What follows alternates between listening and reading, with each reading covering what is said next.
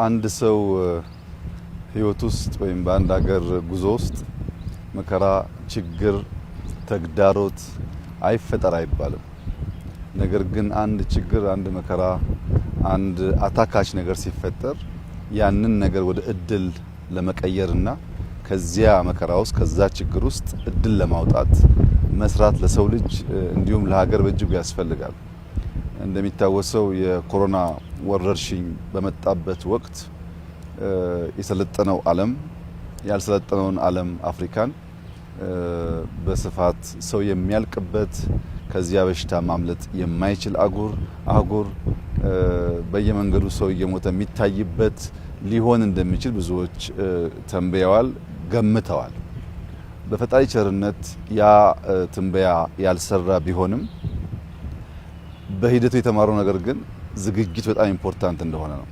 እነሱ ቫክሲን ስላላቸው መድኃኒት ስላላቸው መትረፍ እንደሚችሉ፣ እኛ ግን ቫክሲን በበቂ ማምረት ስለማንችል መድኃኒት ማምረት ስለማንችል ልንቋቋመው የማንችል መከራ እንደመጣብን በስፋት ተናግረው ነበር እና ያንን ጊዜ በምግብም በመድኃኒትም ራስን ለመቻል እንደ እድል መጠቀም አለብን የሚል አቋም እንደ መንግስት ወስደን ነበር። ለዚያ ነው በበጋ እንረስ መሬት ጦም አይደር ብለን ስንዴ ላይ ዘመት ነው ውጤት የሚያመጣ ነው።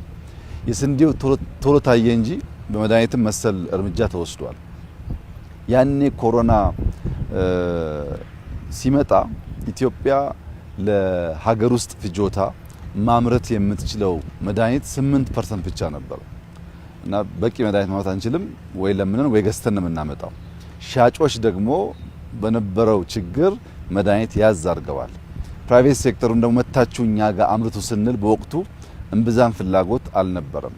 ያ ጉዳይ የፈጠረው ቁጭት መድኃኒት ላይ በበቂ አምርቶ የራሱን ፍጆታ የማይሸፍን ሀገር፣ ልብስ በበቂ አምርቶ የራሱን ፍጆታ የማይሸፍን ሀገር፣ ምግብ በራሱ አምርቶ የራሱን ፍጆታ የማይሸፍን ሀገር እንደ ሀገር ሉዓላዊ ሀገር ነኝ ብሎ መቀጠል አይችልም።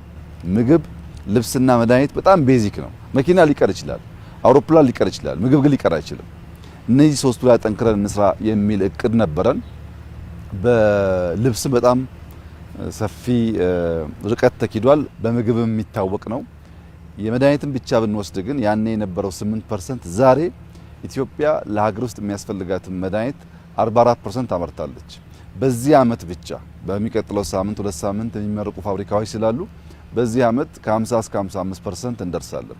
በሚቀጥሉት 5 አመታት የኛ ፍላጎት በመድኃኒት በቫክሲንም ጭምር ኢትዮጵያ ቢያንስ ለራሷ የሚያስፈልጋትን ፍጆታ ማምረት መቻል አለባት የሚል እምነት በመያዝ የተሰራ ስራ ነው። አህሪ እንግዲህ ለረጅም አመት ነበር ይታወቃል፣ ግን ይሄ ያየነው ላብ አልነበረም።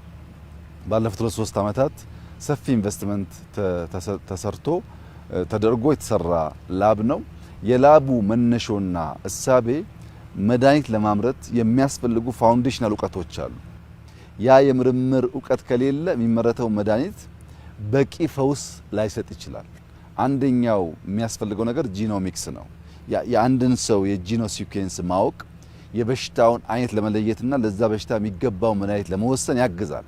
ይህ ላብ ኢትዮጵያ ውስጥ በአጭር ጊዜ ውስጥ እናያለን ብለን የማናስባቸው በጣም በርካታ አቅሞች ይዟል። ኮሮና ሲፈጠር አብዛኛው ሳምፕል የሚሄድ የነበረው ወደ ደቡብ አፍሪካ ነበር።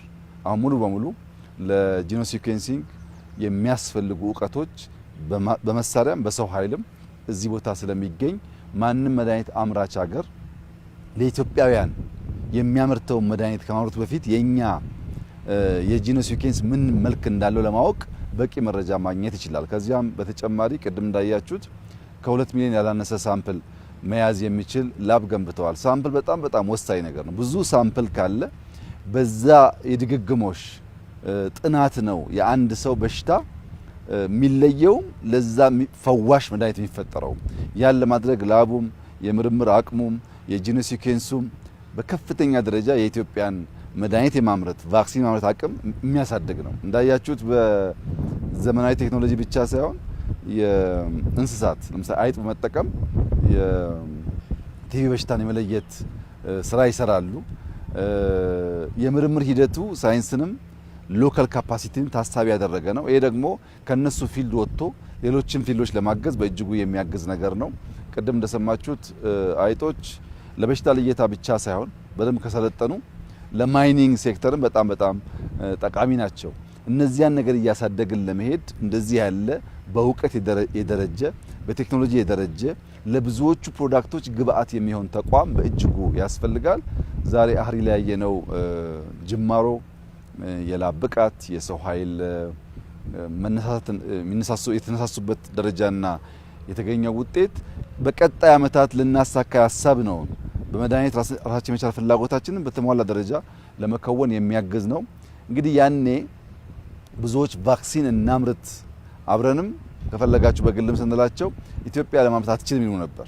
እንደዚህ ያለው እውቀት ስላልነበረ ማለት ነው። አሁን ግን ያ ነገር ታሪክ ይመስለኛል። በሚቀጥሉት ጥቂት ዓመታት ቫክሲን ማምረትም የሚያስችል ፋውንዴሽን ተሰርቷል። ቫክሲንም ታብሌትም እናመርታለን። በመድኃኒት ራሳችንን ከቻል፣ በምግብ ራሳችንን ከቻል፣ በልብስ ራሳችንን ከቻል የተቀረው የሚከተል ስለሆነ የተሟላ ሉዓላዊነት ያረጋገጠች ሀገር ለማድረግ የሚያግዝ ይሆናል። ኢትዮጵያ በጣም ዘግይታለች ይህንን ነገር ለመስራት። ይሁን እንጂ ግን አሁን ያለንበት ደረጃ አጭር ጊዜ ስለሆነ ሙከራ የተደረገው ተስፋ ሰጪ ነው። እንግዲህ ኮሮና ጣጣ ብቻ ሳይሆን እንደዚህ ያለውን ቁጭት፣ እንደዚህ ያለውን እውቀት፣ እንደዚህ ያለውን ስራ በሀገራችን ለማስጀመርም እድል ሰጥቷል ማለት ነው እና በድምሩ የተሰራው ስራ በጤና ሚኒስቴር፣ በአህሪ ማኔጅመንት፣ ሪሰርቸሮች እዚህ ቦታ ያየነው የላቡ ቴክኖሎጂ ብቻ ሳይሆን ጽዳቱም ላንድስኬፑም እጅግ ማራኪ ስለሆነ ይህ ነገር እንዲቀጥል እንዲበረታና ለላቀ ውጤት እንድንበቃ አደራ ማለት እፈልጋለሁ። እንበርታ፣ እንስራ፣ ወደ ገበያ እናውጣው። ኢትዮጵያ በልጆቿ ጥረት ታፍራ ተከብራ ዘልቃ አድጋ እንድትኖር ያለው መፍትሄ ጥረን ግረን መስራት ብቻ ነው። ጥረን ግረን ከሰራን አሁን ካለንበት መከራ አሁን ካለንበት ችግር መሻገር እንችላለን የሚል ሙሉ እምነት አለኝ። በጣም ደስ ብሎኛል። እናንተም እንኳን ደስ ያላችሁ። በርቱ፣ ተበራቱ ማለት እፈልጋለሁ። እጅግ አድርጌ አመሰግናለሁ።